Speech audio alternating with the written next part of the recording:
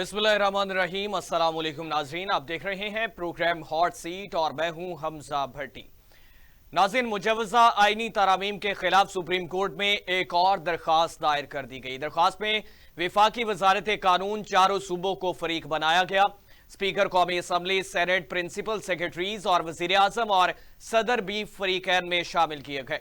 दरख्वास्त में मौक़िफ़ अपनाया गया कि करारदाद मकासद के तहत अदलिया की आज़ादी आईन पाकिस्तान का बुनियादी जुज़ है, लिहाजा दोनों ऐवानों से पास होने की सूरत में आईनी तरामीम के नफाज को रोका जाए। आइन के आर्टिकल 238 और 239 में तरामीम अदलिया की आज़ादी को तबाह करेंगी। पार्लियामेंट आईन पाकिस्तान की बुनियादी जुज़ में तरामीम करने का इख्तियार नहीं रखती। इस पर बात करेंगे। दूसरा बात करेंगे आईनी तरामीम के हवाले से जो पैकेज गर्दिश कर रहा है वो आर्जी है। ड्राफ्ट इस वक्त तक फाइनल नहीं होता जब तक काबीना की मंजूरी ना मिल जाए। वजीर कानून आजम नजीर तारड़ का वकला खिताब से इजलास और उन्होंने कहा कि पीपल्स पार्टी की जानिब से अदालती रिफॉर्म्स का मुतालबा सामने आया है, हमारा जो मंशूर है उसका भी यह हिस्सा है और पीपल्स पार्टी ने चार्टर ऑफ डेमोक्रेसी के नामुकम्मल एजेंडे पर काम करने का कहा है। मामला आईनी तरमीम का है, इसको 2/3 से मंजूर करना पड़ेगा। और इसी वाले से जो मुशीर इत्तलात खैबर पख्तूनख्वा बैरिस्टर सैफ है, उन्होंने कहा कि मुजवज़ा आईनी तरमीम जो है उसका मुसव्वदा मीडिया के जरिए कौम के सामने लाया जाना चाहिए। उन्होंने कहा कि मुजवज़ा तरामीम पर जाली हुकूमत कौम को जवाब दे। मुजवज़ा तरामीम पर पाकिस्तान समेत बैन अल-अक़वामी सतह पर भी जगहंसाई हो रही है। जाली हुकूमत मुजवज़ा तरामीम से जमहूरियत पर हमला आवर हो रही है। मुजवज़ा तरामीम का मुसव्वदा अपने ही मेंबर कौमी असम्बली को भी नहीं दिखाया गया। MNAs के इसरार पर इन्हें डरा धमका कर कहा कि आपका काम सिर्फ वोट करना है। मुसव्वदा इतना खौफनाक लग रहा है कि अपने ही मेंबरान को भी नहीं दिखाया जा रहा। और दूसरी जानिब जो साबिक वफाकी वजीर फवाद चौधरी साहब है, उन्होंने वकला तहरीक की हमायत का ऐलान कर दिया। उन्होंने कहा कि सीनियर तरीन जज चीफ जस्टिस ऑफ पाकिस्तान बनेगा।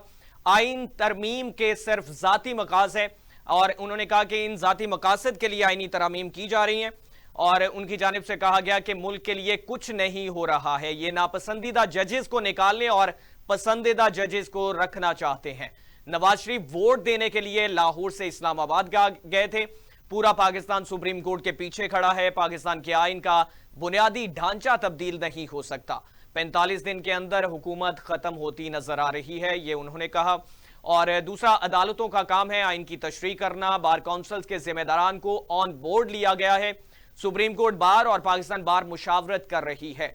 मुशीर कानून और इंसाफ जो है बैरिस्टर अकील मलिक, उन्होंने प्रेस कॉन्फ्रेंस की और उनकी जानिब से ये चीजें सामने आई। उन्होंने कहा कि हम अदालती निजाम में बेहतरी के लिए कोशा हैं।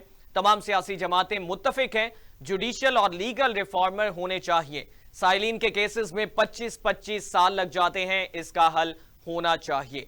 और दूसरा, इस पे बात करेंगे, पाकिस्तान तहरीक इंसाफ जो है वो लाहौर में 21 सितंबर के हवाले से जलसे के लिए जो है वो पुरुमीद नजर आ रही है। उस पर किस तरह से गवर्नमेंट की जानिब से रिएक्शंस आते हैं, पाकिस्तान तहरीक इंसाफ जो है वो क्या लाहे अमल तय करती है।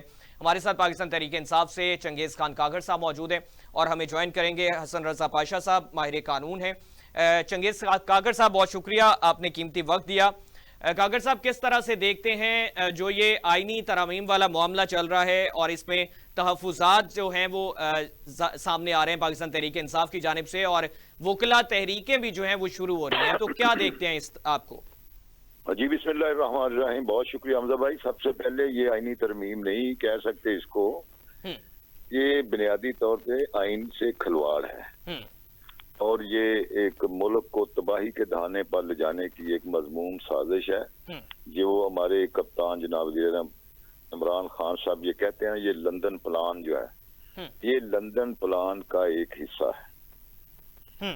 क्या आप बता सकते हैं कि कोई अभी तरमीम अगर आइन में की जाए या किसी एक्ट में की जाए तो वो मुफादे आमा के लिए होती है और मुफादे आमा में की गई तरमीम जो है वो रोजे रोशन में की जाती है और उसको पब्लिक किया जाता है हर सेगमेंट ऑफ सोसाइटी में, ताकि उसके प्रॉस एंड कॉन्स को चेक किया जाए, उस पर डिबेट की जाए और फिर जाकर कंसेंसस के साथ वो अमेंडमेंट कॉन्स्टिट्यूशन में हो वो की जाए। लेकिन यहाँ तो एक शब्द खून मारने की कोशिश की और उस कोशिश में मैं क्या समझता हूँ कि मौलाना फजलुर रहमान साहब ने बड़ा मस्बत किरदार अदा किया। उनके साथ साथ उनके सेनेटर जो हैं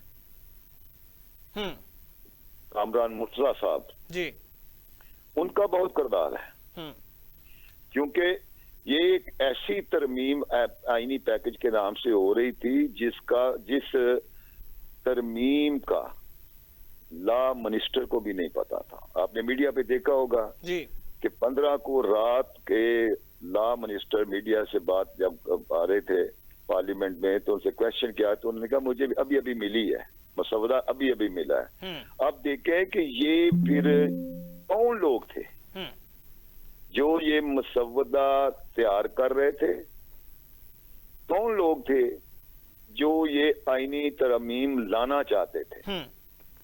पार्लियामेंट जिसका ये डोमेन है, जिसका ये प्रेरोगेटिव है जी, कि वो आइन में अमेंडमेंट करे, उस पार्लियामेंट में दोनों ईवानों को, कौमी असेंबली जी, और सेनेट को, उस तरमीम का पता ही नहीं है कि क्या तरमीम आ रही है।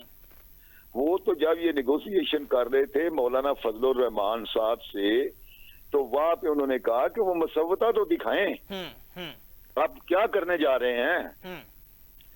तो फिर इन्होंने एक अधूरा सा मुसव्वदा दिया। तो जब उसके 2 आर्टिकल ही पढ़े, आर्टिकल 8 और आर्टिकल 199 की अमेंडमेंट, तो कामरान मुर्तजा साहब ने वो मुसव्वदा फेंका। उन्होंने कहा आप जमहूरियत का गला घोटना चाहते हैं, आप अदालतों का कत्ल करना चाहते हैं। आर्टिकल 8 ऑफ कॉन्स्टिट्यूशन जो बुनियादी हकूक को गारंटी करता है, आप उसको खत्म करना चाहते हैं। 199 जिसमें जाकर लोग इन्वोक करते हैं ऑनरेबल हाई कोर्ट की जुरिस्डिक्शन, और उसमें मतलब जो लोग अपने हैं ग्रीवियंस की रिड्रेसल के लिए जी, उसको खत्म करना चाहते हैं। तो वहां पे जाकर उन्होंने स्टैंड लिया और मैं उन्हें खराज तहसीन पेश करता हूं कि उन्होंने मुल्क को बहुत बड़े बहरान से बचा लिया।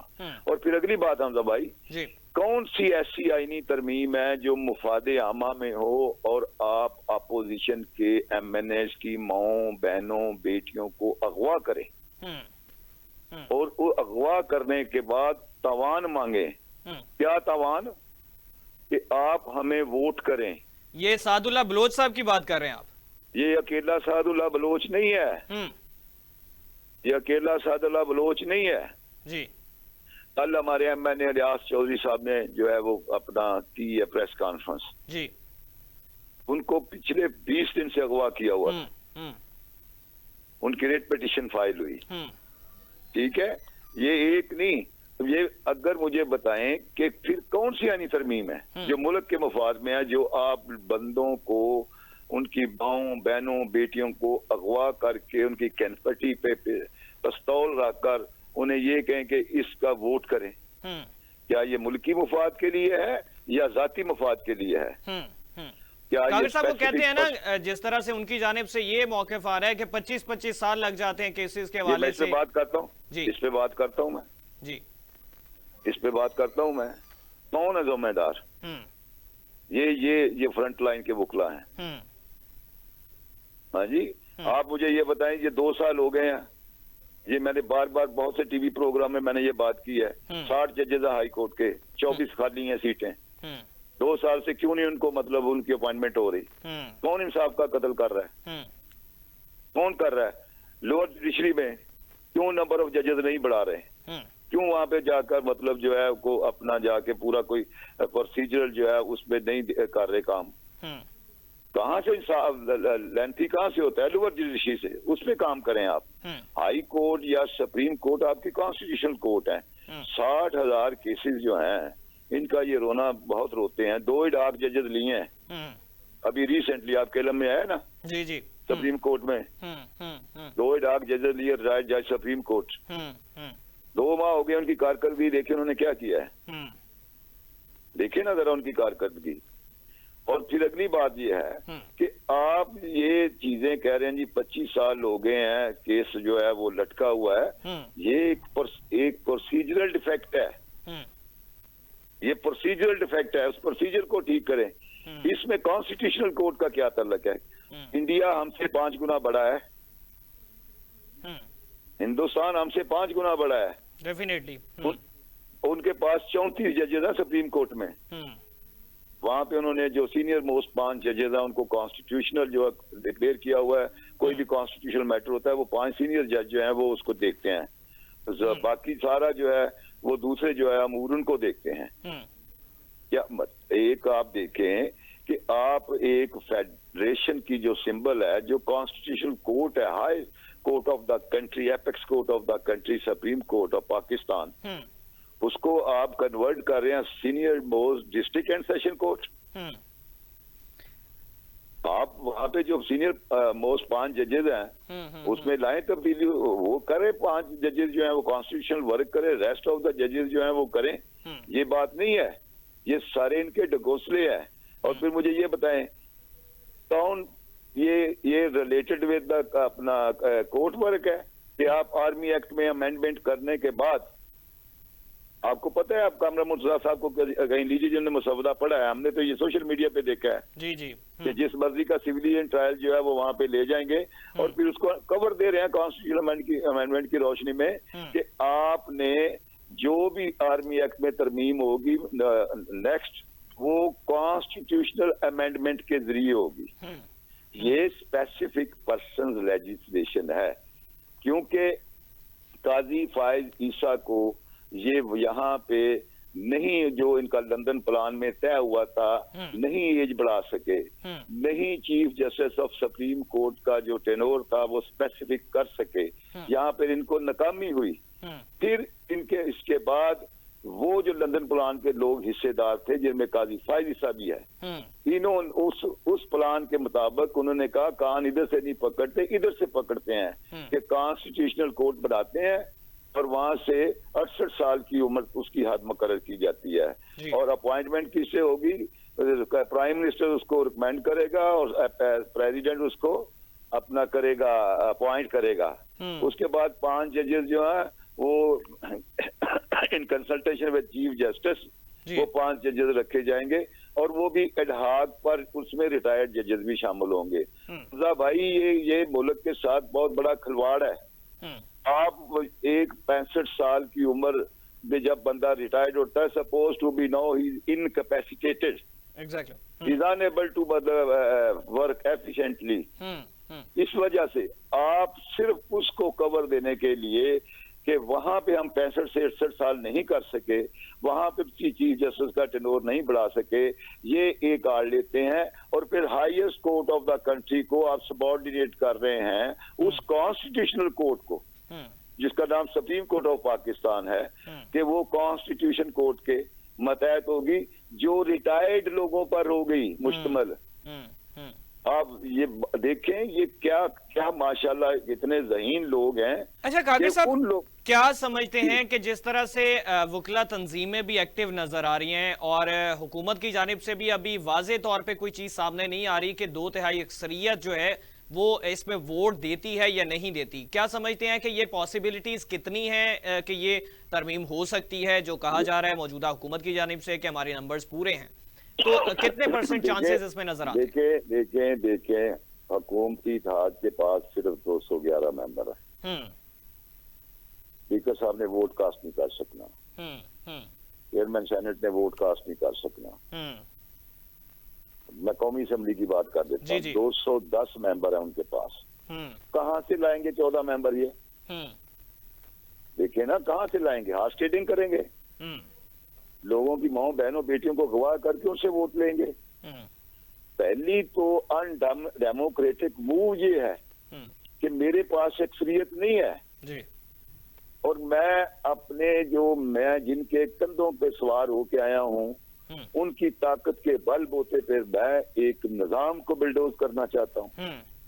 ये गैर आईनी, गैर कानूनी, गैर इखलाकी मूव है कि मेरे पास अक्सरियत नहीं है और मैं काम करने जा रहा हूं। मौलाना साहब के 8 बंदे हैं, उन्होंने इनको स्टेट फॉरवर्ड कह दिया कि हम यकसर मुस्तरद करते हैं, ये जो आपने ड्राफ्ट जो हमें तक पहुंचा है ये नाकाबिले अमल है, ये अदलिया को कत्ल करने के मुतरादिफ है, ये पाकिस्तान को बर्बाद करने के मुतरादिफ है। इसलिए हम जो हैं ये इसको यकसर मुस्तरद करते हैं। तो फिर जब ये सारी चीजें हो गई हैं तो फिर अगर फिर भी ये कोशिश करते हैं तो इसका मतलब है कि ये कठपुतली हुकूमत जो है ये बेचारी बेबस है, वो करवाना चाहते हैं जो इनको लेके आए हैं। और इंशाल्लाह मैं आपको बता दूं ये नहीं होगा। ये 2007 में भी एक दफा हमारे साथ हुआ था जब इफ्तिखार मोहम्मद चौधरी का जमाना था, तो आपने देखा था वुकला कैसे शीशा अप्लाई द्वार बने थे। उस वक्त भी वुकला कम्युनिटी में वो लोग जो मुफाद परस्त हैं वही आज हुकूमत के साथ हैं। उस वक्त भी वुकला तहरीक की आड़ में कागर साहब वैसे जो लोग माजी में इफ्तिखार चौधरी साहब को लेके आए थे वो लोग तब उस तरफ थे, आज वो इस तरफ दिखाई दे रहे हैं। कोई भी नहीं है, कोई भी नहीं है। आप देखिए कौन है, मुझे बताएं, आउट करें। लाहौरी ग्रुप के नाम से जो मशहूर चीजें हैं वो आप बेहतर समझते हैं। मैं बड़ा स्टेट फॉरवर्ड हूँ। उस वक्त भी 2007 में आप जाकर देखें वो वुकला तहरीक के साथ नहीं थे, वुकला तहरीक के साथ वो नहीं थे। उस वक्त भी उन्होंने इस वुकला तहरीक के आड़ में जजियां कबूल की हुई। देखें कौन जज बने थे। आप इसको जरा कंगालें, वर्क को जो है ना उठाएं, कौन जज बने थे। आज भी वही लोग बस इक़्तिदार हैं, आज भी वही लॉ मिनिस्टर उसी ग्रुप का है, आज भी वही जो सुप्रीम कोर्ट बार का सदर है उसी ग्रुप का है, आज भी चेयरमैन पाकिस्तान बार काउंसिल जो उसी ग्रुप का है, आज भी सूबाई बार काउंसिल पे उन्हीं के लोग। अब यहाँ पे आप लालच के जरिए, पैसों के जरिए, ओहदों के जरिए जो चीजें करेंगे, ये डिवीजन है बहुत बड़ी कि जमहूरियत के लिए, इंसाफ के लिए, आइन की बालादस्ती के लिए, पाकिस्तान की सालमियत के लिए एक वुकला का एक लाइन खींची हुई है। एक तरफ वो हैं जो चाहते हैं आइन जो है वो हमारा सुप्रीम है, वो चाहते हैं आइन की बालादस्ती हो, पाकिस्तान मजबूत हो। दूसरी तरफ वो हैं जिनको सिर्फ अपनी जाती मुफादात हैं। कल किया इन्होंने कन्वेंशन पाकिस्तान बार काउंसिल और सुप्रीम कोर्ट बार काउंसिल ने जी। ये मेरे दोस्त हसन रजा पाशा हमारे भाई हैं जी जी, ठीक है, आप इनसे पूछिए किसको बुलाया गया। उन बार काउंसिल के नुमाइंदों को जिनको ये लालच दी कि 6 माह के लिए तुम वाइस चेयरमैन होंगे, 6 माह के लिए तुम होंगे, 6 माह के लिए एग्जीक्यूटिव के चेयरमैन तुम होंगे, 6 माह के लिए तुम होंगे। वो कठपुतलियां जिस तरह हमारे निजाम पार्लियामान में, कौमी असम्बली और सेनेट में कठपुतली लोग बैठे हुए हैं, टेलीफॉर्म 47 वाले बैठे हुए हैं और उनको हुकूमतें दी हुई हैं। और जिस तरह ये कह कि आप वजीर आजम है, आप सदर, आपके गवर्नर हो गया, आपका सेनेट का चेयरमैन होगा, इसी तरह जिस टोले की आप बात कर रहे हैं इन्होंने भी ये बंदर बांट करके 2-2, 4-4, 6-6 माह की जो है दे के, लालचे दे के नुमाइंदों को अपने साथ मिलाया हुआ है। बार एसोसिएशन में कागर साहब ऐसे मौजूदा सूरत हाल के मुताबिक एतजाद अहसन साहब जो हैं उनसे कांटेक्ट हुआ, वो बेसिकली अवेलेबल नहीं थे अभी, इस्तांबुल में वो कॉन्फ्रेंस में हैं। उनका मौकिफ लेकिन वाजे यही है कि ये चीजें जो है ये गैर आईनी तौर पे की जा रही हैं। अब का मौकिफ उनका ये सामने आ रहा है।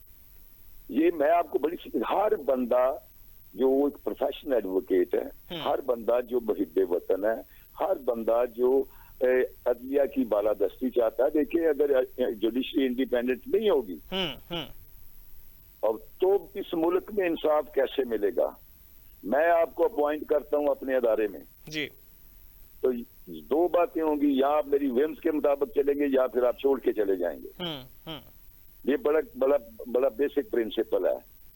और जिस बंदे, रिटायर्ड बंदा जिसका मतलब सारा दारोमदार उसकी अपॉइंटिंग अथॉरिटी पे होना है, क्या आप सोच सकते हैं कि वो किसी ऐसे फैसले में अपने आका के खिलाफ चले जाएगा। मुझे बताएं, मंसूर अली शाह जो बहुत ही बैलेंस और वेल, कागर साहब वैसे कल के प्रोग्राम में डिस्कशन हुई, मंसूर अली शाह साहब के हवाले से बात की कि माजी में कोई खत इन्होंने भी लिखा था, कोई इसी हवाले से, तोसी के हवाले से। किस तोसी के हवाले से? बिल्कुल गलत है, बिल्कुल गलत है। मैं यहाँ बैठे आपके प्रोग्राम में जो भी बात कर दूंगा विदाउट एनी ऑथेंटिकेशन तो मैं कर जाऊंगा, ऑन एयर बात चले जाएगी, एक पॉइंट मिल जाएगा। लेकिन कोई ऐसी बात नहीं। मैं मंसूर अली शाह को उस वक्त का जानता हूँ जब वो अपॉइंट हुए थे जज। मैं 35 साल की वकालत करता हूँ। मैं तीसरा मेरा कंसेक्टिव टेनोर है भट्टी साहब, बतौर मेंबर पंजाब बार काउंसिल। मैं बार काउंसिल की, बार एसोसिएशन की पॉलिटिक्स को बहुत ज्यादा डीपली समझता हूँ। बार एसोसिएशन में, बार काउंसिल में सिर्फ वाइस चेयरमैन या चेयरमैन ही नुमाइंदे नहीं होते। 75 का हाउस है हमारा। ठीक है, आज लाहौर में कन्वेंशन हो रहा है, आप अपने किसी रिपोर्टर को जाकर देखें। जी बिल्कुल। अली अहमद कुर्द जो है वो उसमें उन्होंने शामिल, वो सरतेल है, वकला वो शामिल है। आबिद साकी जो है वो वहाँ पे बैठे हुए हैं। अनवर मंसूर जो है वो वहाँ पे बैठे हुए हैं। Balochistan high court bar, Peshawar high court bar के प्रेसिडेंट वहाँ पे बैठे हैं। बलोचिस्तान बार काउंसिल के वाइस चेयरमैन वहाँ पे बैठे हैं। कराची की लीडरशिप वहाँ पे बैठी है, जीबी की बैठी हुई है। तो कौन सी ऐसी जगह जहाँ पे नहीं है? अहमद खान साहब उसको प्रेजाइड कर रहे हैं। लाहौर हाईकोर्ट बार का प्रेसिडेंट वहाँ पे प्रेसिडेंट वहाँ पे मौजूद है। जी, आप अपने लोगों को रोक कर, आप मतलब बात ये, मैं सिर्फ इस बात पे हैरान हूँ कि ऐसी लेजिस्लेशन पब्लिक करें, उस पर आर्गू करें, लोगों को कन्विंस करें, लोगों को कन्विंस करें कि भाई ये बात है, ये इसका फायदा है, ये इसका नुकसान है, या फायदे ज्यादा नुकसान कम है। मुझे ये बताएं, अच्छी लेजिस्लेशन होगी, अब मुफाद आमा में होगी, पब्लिक एट लार्ज के बेनिफिट में होगी, अपोजिशन उसको अपोज कर सकती है। उन्होंने अपने हल्कों में नहीं जाना, हम अपोज कर सकते हैं, कोई अच्छी लेजिस्लेशन हो। लेकिन ये लेजिस्लेशन जो बेचारे हुकूमती अराकीन, जिनको 3 दिन तक भेड़ बकरियों की तरह रेवड़ बनाकर बंद किए रखा, और यहाँ तक के बेचारे वॉशरूम में, टॉयलेट में जा नहीं सकते थे, और 2-4 ने अगर पूछने की जिसारत की, उन्हें शटअप गाल दी कि आपका काम सिर्फ वोट देना है, ये नहीं पता करना क्या क्या नहीं है। जहाँ पे आप अपने मुंतखब नुमाइंदों के साथ ये सलूक करेंगे, क्या ये जमहूरियत है? ये बदतरीन आमरीत से भी ज्यादा बदतरीन निजाम है इस वक्त, और ये सिर्फ extension plus extension plus extension के लिए काम हो रहा है। हमें तो, हमारे मुल्क में तो पहले ही एक एक्सटेंशन ने हमारा मुल्क बर्बाद कर दिया है। हम तो ये कौमी असेंबली में बार बार कहते हैं कि आए, बैठे, मिलें, इस बात पे आए कि जो एक्सटेंशन प्रोग्राम है इसको खत्म करें, खत्म करें इस एक्सटेंशन प्रोग्राम को, ताकि मुल्क का निजाम चले, लॉबी खत्म हो। हम तो ये भी कहते हैं कि सीनियर मोस्ट जो है दोनों तरफ से, जो जैसे अल जहाद ट्रस्ट केस में देखें, ये हमारा एक दफा का ये पीपल पार्टी की गवर्नमेंट में ये एक्सपेरिमेंट नाकाम हो चुका है, जब जस्टिस सजाद अली शाह साहब थे, आपके देर में होगा, या मुस्लिम लीग नून डंडे और सोटे लेके हमलावर हो गई थी सुप्रीम कोर्ट पे, और सजाद अली शाह साहब को भागना पड़ा था। या फिर मियाँ वहां पे जा जैसे सिद्दीकी, दूसरे तीसरे ने पेशावर और बलोचिस्तान में जाकर अदालतें लगाकर जो निजाम को जो है टॉपल करने की कोशिश की। उसके बाद अल जहाद ट्रस्ट केस आया, जिसमें एडमिनिस्ट्रेशन और जुडिशरी की सेपरेशन हुई कंप्लीट, जिसमें ये फार्मूला तय किया गया कि सीनियर मोस्ट जज ऑफ द सुप्रीम कोर्ट जो होगा वो चीफ जस्टिस होगा। कागर साहब, रजा पाशा साहब भी हमारे साथ मौजूद हैं। रजा साहब, आपसे पूछना चाहूंगा, मुजवजा आईनी तरमीम का मुसवदा जो है, इसके हवाले से जो है वो सिलसिला और गहमा गहमी रूज पर दिखाई दे रही है, और तहफुजात भी सामने आ रहे हैं, वकला तहरीकें भी जारी हैं, क्या कहना चाहेंगे इस हवाले से?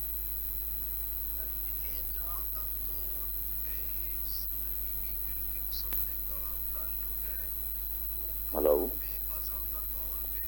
जी जी, कागर साहब, आप रजा साहब की आवाज सुन पा रहे हैं? नहीं, मेरा इनको सलाम भी कहे, हमारे भाई हैं, तो आवाज भी मुझे सुनवाएं इनकी। जी, यहाँ पे एक शॉर्ट ब्रेक लेते हैं नाज़रीन, ब्रेक के बाद वापस आते हैं। तो हसन रजा पाशा साहब हमारे साथ मौजूद हैं, चंगेज अहमद काकड़ साहब हमारे साथ मौजूद हैं, और ये जो मीम के खिलाफ सुप्रीम कोर्ट में दरख्वास्त भी दायर कर दी गई है, और इसमें जो है वो फरीक बनाया गया चारों सूबों को, स्पीकर कौमी असम्बली, सेनेट और प्रिंसिपल सेक्रेटरीज को, और वजीर आजम और सदर को भी, और वकला तहरीकें जो हैं वो भी एक्टिव नजर आ रही हैं। ब्रेक के बाद वापस आते हैं, इस पर बात करते हैं, हमारे साथ रहिएगा।